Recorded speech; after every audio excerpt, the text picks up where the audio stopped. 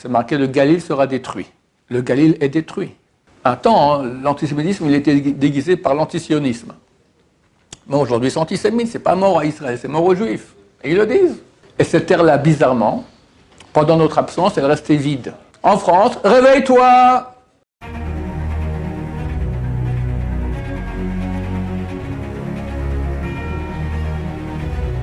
Ce show dédié pour la réussite scolaire de Ruben Ben Dan, pour qu'il reste dans la voie de la Torah et des mitzvot, pour qu'Hachem donne les moyens à ses parents de l'enseigner la Torah, les mitzvot, les sciences, pour qu'Hachem l'aide à gagner en maturité, Be'ezrat Hachem.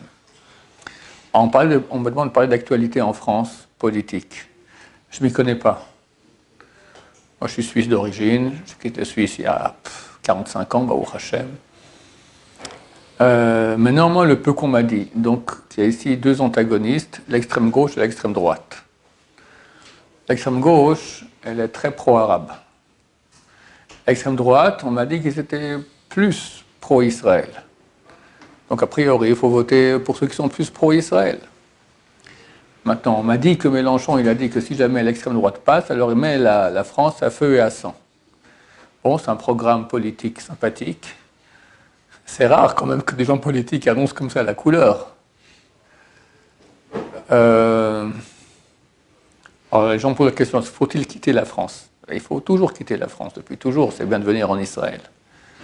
Mais de façon intelligente, est-ce qu'on prend les valises comme ça en laissant tout là-bas sur place? Moi, aujourd'hui, la chose essentielle qu'il faut faire, c'est se rapprocher de Dieu. Nous sommes très très proches de la fin. Un des plus grands rabbins d'Israël, le Rav Moshe Sternbuch, jeudi passé, a tapé sur la table, lorsqu'on on lit la Torah, il a dit qu'il faut se préparer à la Géoula. On est proche, on voit des choses qu'il n'y a jamais eu de toute l'histoire. Une chose phénoménale, je pense que vraiment c'est un signe qui doit nous réveiller beaucoup.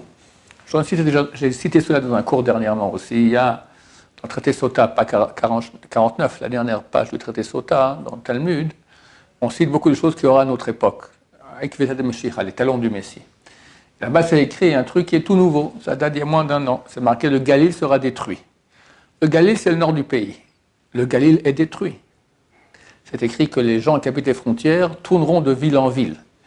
Et les habitants qui étaient autour de Gaza, et les habitants qui étaient dans le Galil, ont dû partir des centaines de milliers et tournent de ville en ville. Maintenant, le Galil, il est complètement détruit.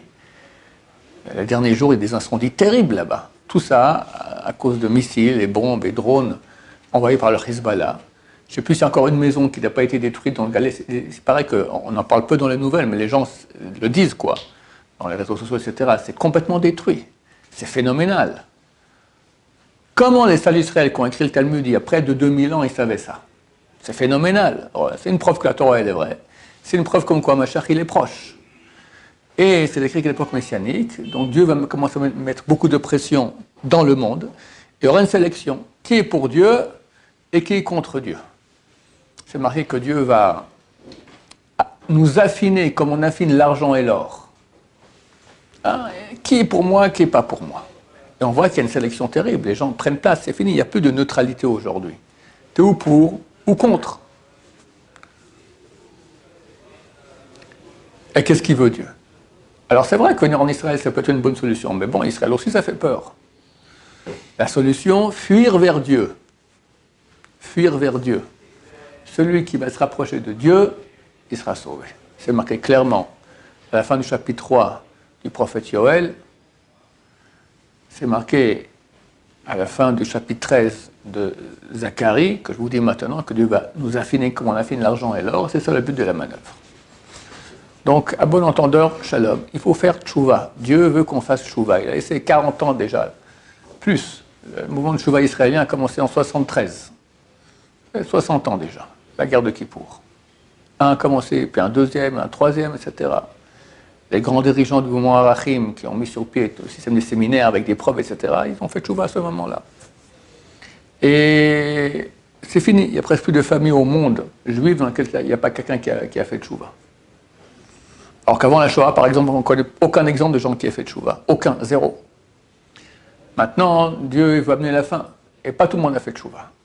Alors, il y a une tchouva par compréhension intelligente. Et il y a une tchouva par pression. Ceux qui ont fait l'armée en Israël savent. Tu me diras s'ils disent ça encore aujourd'hui. À mon époque, on disait ce qui ne rentre pas par la tête rentre par les pieds. Ils disent encore ça aujourd'hui? Ouais, ça n'a pas trop changé. À l'armée, quand on voulait faire, on avait une équipe, voilà, il faut qu'ils fassent une mission, ils ne le font pas, d'accord? Alors tu les fais courir. Vous voyez là-bas l'arbre, 500 mètres, allez, vous avez 2 minutes pour faire aller-retour en courant. Tu as connu ça? Ça ne marche pas, allez, de nouveau, tac, tac. On apprend à être dur à l'armée.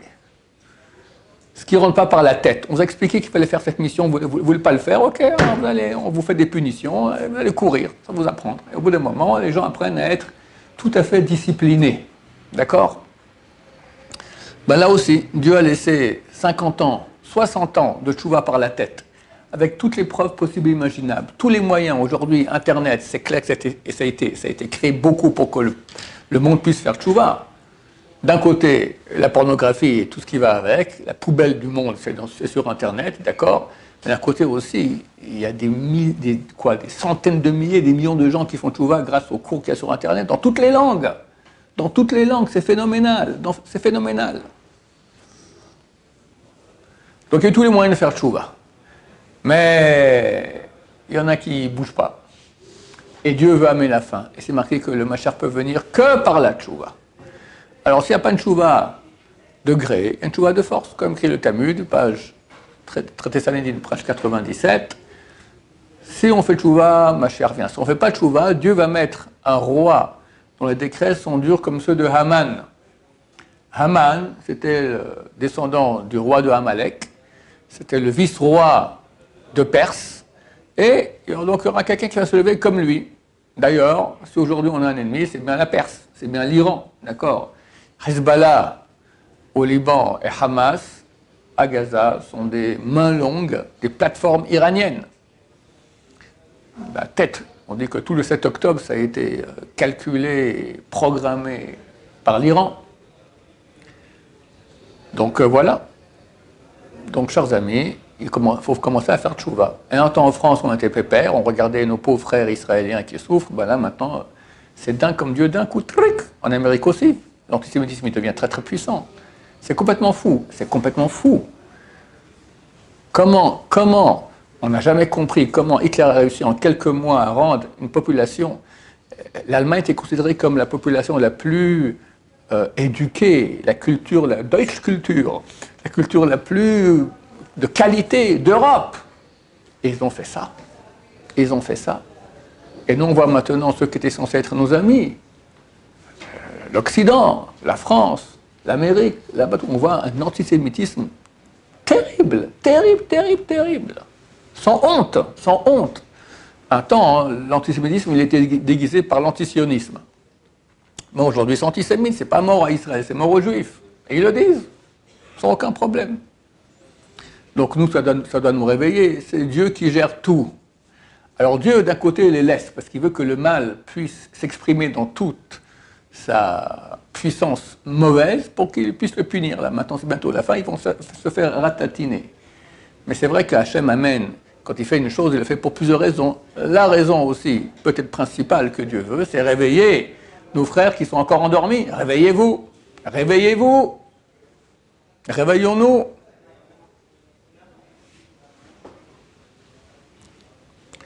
Voilà, je n'ai pas grand-chose en plus à dire sur la politique française. J'espère que ce sera très bientôt. Voilà, nous pensons que c'est très très bientôt. Ça peut arriver à chaque seconde.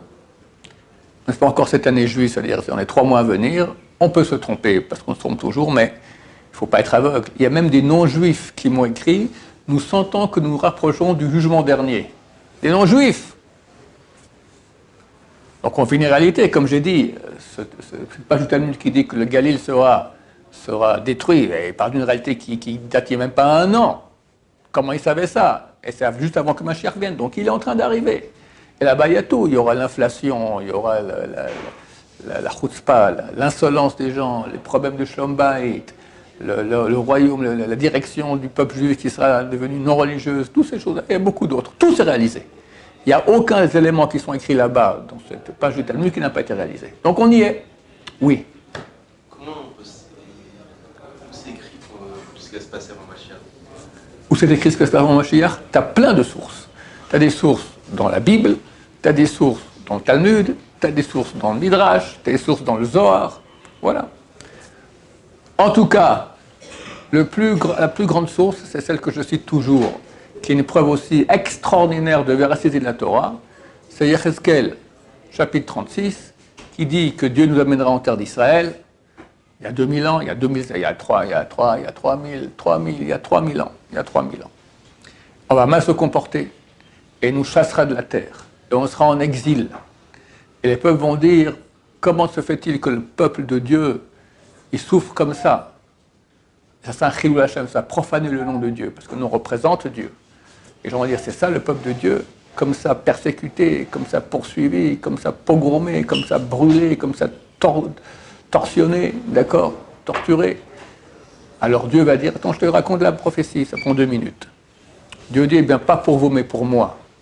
Pour mon nom qui a été souillé parmi les nations par vous, je vous ramènerai en terre d'Israël. La terre d'Israël qui était aride. La terre d'Israël, c'est marqué Eretz Zabad Halav Udvash, une terre dans laquelle coule le lait et le miel, elle est extrêmement fertile. Alors on le voit aujourd'hui. Il n'y a aucun pays, les non-juifs ont appelé ça le miracle agricole israélien. Aucun pays n'a réussi à faire une chose pareille. Et cette terre-là, bizarrement, pendant notre absence, elle restait vide. Occupée par les cousins, les Ishmaélites. Pourquoi? Le Zohar dit pourquoi elle va rester vide. Je raconte en 2 mots parce que c'est très beau. Dieu a promis cette terre à Abraham Avinu, pas promis, il a donné cette terre à Abraham Avinu et sa descendance. Au même moment, il dit, et vous, en contrepartie, vous ferez la mitzvah de Brit Mila. Il y a un rapport entre la circoncision juive et la terre d'Israël. Au niveau kabbalistique, les deux s'appellent la base. L'organe génital de l'homme correspond dans les sphères à la sphère qui s'appelle Yesod. Yesod, c'est la base. C'est la base de tout. Quelqu'un qui ne fait pas attention aux interactions sexuelles, il se détruit. Et quelqu'un qui fait attention, il se construit. D'accord? C'est la base de tout.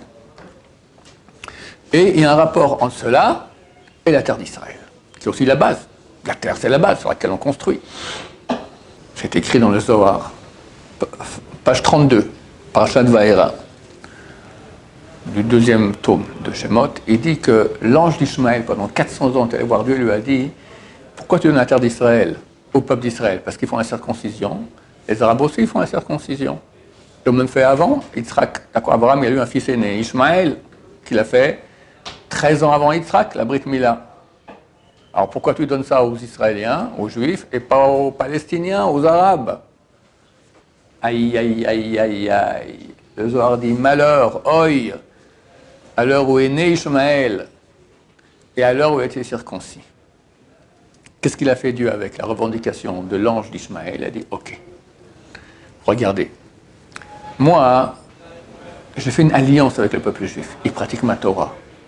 C'est mon peuple qui dit mon nom dans le monde. Donc j'ai une alliance, j'ai un contenu. Ce contenu, il est conclu par un acte de circoncision. On coupe un morceau de chair, le prépuce. Mais moi, je n'ai pas d'alliance avec Ishmaël. Ils ne font pas ma Torah. Ils font une Torah qu'ils ont inventée. Ce n'est pas mon peuple.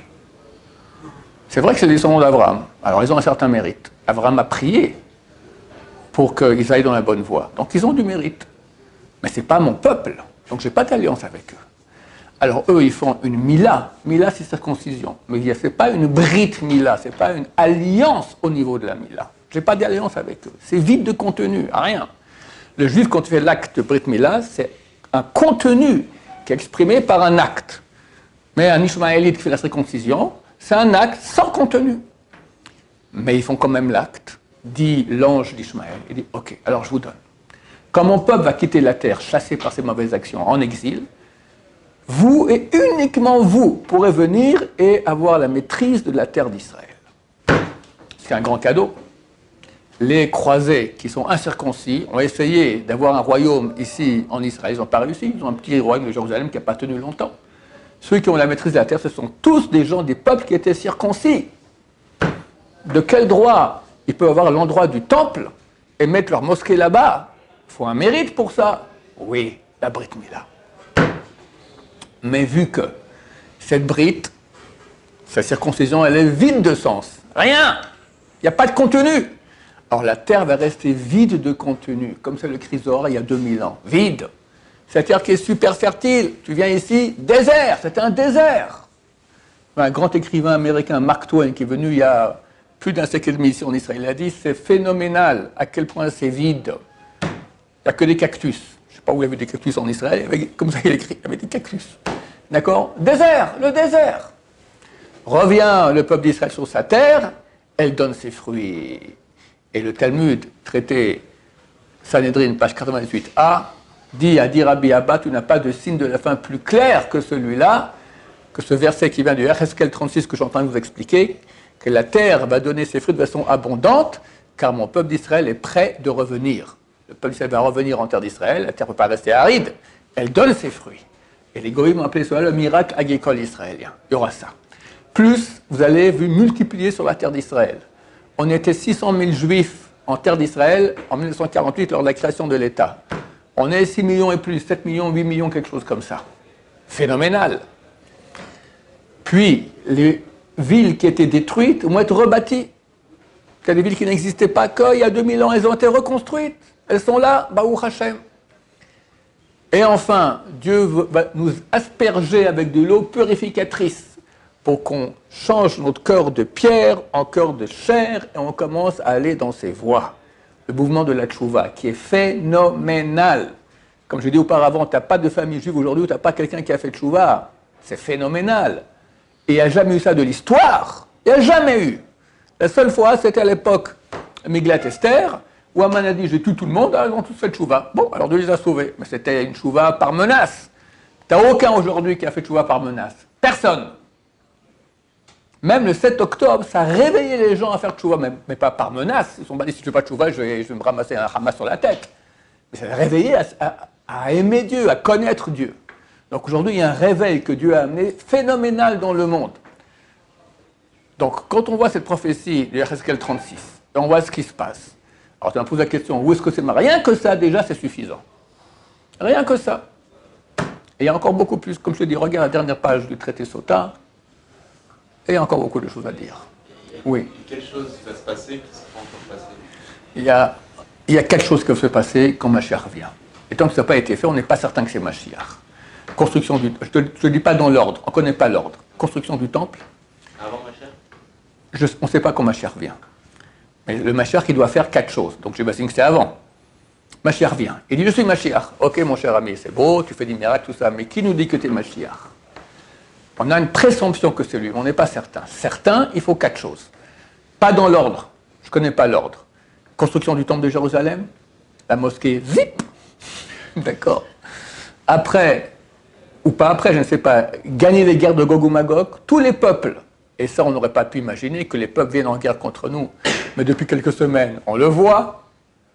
Le Brésil, le Mexique, non mais ça ne va pas, on est en bonne relation normalement. Je ne comprends pas ton rapport, toi, avec Gaza. Contre nous, l'exposition militaire d'armement en France, interdiction même aux Juifs, non, aux Israéliens de rentrer là-bas. Non mais je ne comprends pas, on dirait Berlin 1939. C'est Berlin 1939, version française. C'est inimaginable. On n'aurait pas cru ça. Et tu vois que tous les peuples se mettent contre nous. Alors à la fin, il y aura une union vraiment de tous les peuples à venir en guerre contre Jérusalem. La vraie raison de cela, parce qu'au niveau de leur mazal, de leur ministre spirituel, l'ange de ces nations-là, ils sentent qu'il y a la Shrina, la présence divine, qui va naître ici à Jérusalem. C'est la fin. Quand la Shrina va venir ici en terre d'Israël, Mashiach vient, c'est la fin du monde. C'est la fin du mal. Eux sont enracinés, tous les ennemis d'Israël sont enracinés dans le mal. Donc c'est leur fin. Ils ne seront pas d'accord. Ils vont tous s'unir, venir en guerre contre Jérusalem. Ils vont venir du nord, de l'extrême nord. Russie, Turquie, Iran, tous nos amis. D'accord? Avec tous les peuples à la fois. Ça s'appelle Gog ou Magog. Et Dieu se dévoile, les ratater dans petits morceaux, avec des miracles extraordinaires, des météorites qui tomberont du ciel, la peste, le feu, le sang, Nous, on aura très peur, on va crier à Dieu, mais on ne fera rien du tout, et Dieu fera toute la guerre, et là, tout le monde comprendra. Ce jour-là, tout le monde saura que le Dieu d'Israël est le vrai Dieu. Ça, c'est Gog ou Magog. Troisième chose, faire en sorte, le plus dur peut-être, que tous les Juifs pratiquent la Torah. Même les éloignés pratiqueront la Torah. Et quatrième chose, retour de tous les Juifs en terre d'Israël. Voilà. Dans quel ordre, on ne sait pas. Il y a une Kabbalah, il y a une tradition comme quoi Gog ou Magog sera à Sukkot. ça qu'à l'Haftara de Sukkot, on lit Gog ou Magog. À mon humble avis, je peux me tromper. Je pense que dans les semaines à venir, ça va commencer à barder. Où et comment, je ne sais pas. Comprenez qu'entre la Russie et l'Amérique, on est au bord d'une guerre. Si les Russes ont amené maintenant, je ne sais pas s'ils ont amené déjà les missiles ou que des sous-marins atomiques, d'accord, à Cuba. Pardon ? Des navires. Des navires, d'accord. La Russie, il y a 60 ans, il y avait une très grande crise. À l'époque de Kennedy, les Russes ont amené des missiles à Cuba. Cuba, c'est quelques centaines de kilomètres de la Floride, d'accord, des missiles russes pointés sur l'Amérique. Ça fait la Troisième Guerre mondiale. À la fin, ils sont partis et terminés. Là, ils sont revenus. Ils sont revenus. Il y a la semaine passée, d'accord. Donc ça peut être une guerre à n'importe quelle seconde. Ça peut être une guerre avec l'Iran. On est à 2 doigts d'une guerre avec l'Iran à chaque seconde aussi.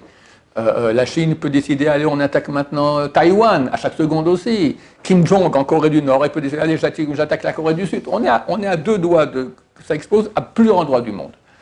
À mon avis, ça va péter. Je peux me tromper complètement. Mais vu qu'on est dans tout ce qui montre qu'on arrive vers, donc j'imagine qu'en la semaine à venir, ça va commencer un grand boom, et ça sera la fin, et à Sukkot, on aura Gog ou Magog, et voilà, Bezrat Hashem. Et je peux me tromper. S'il n'y a rien qui se passe, ça sera plus tard. Mais qu'on est dans le move, que ça avance en ce sens, il n'y a aucun doute là-dessus. Ne serait-ce que la prophétie que le Galilée sera détruit, que c'est phénoménal de voir de nos yeux comment c'est fait. Et j'ai parlé avec quelqu'un hier qui m'a dit, qu'il a parlé avec un type de l'armée, il dit, on ne comprend pas.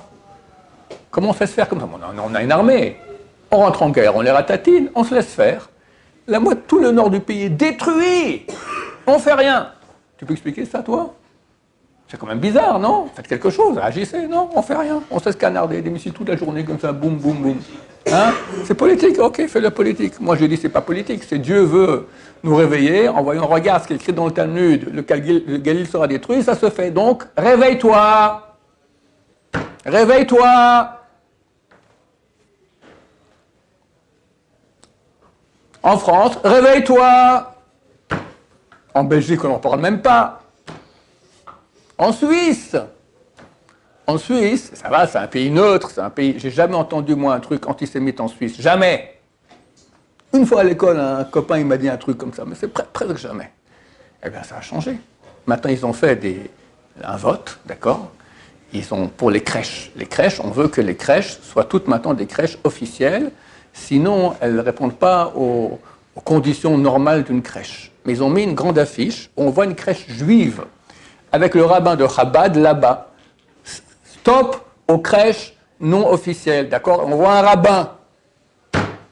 Alors, c'est quoi? C'est antisémite ou c'est vraiment pour le bien des crèches? Il faut arrêter. En Suisse, partout, le monde se réveille. Le monde se réveille et chacun doit prendre position. Est-ce qu'il est pour le Dieu d'Israël ou contre le Dieu d'Israël? Et nous, on doit faire tchouva et faire tchouva. Ouais, très bientôt, tout est fini. Et il fera très bon pour tous ceux qui sont avec Dieu et très mal pour tous ceux qui sont contre Dieu. Baruch Adonai l'olam, amen va amen.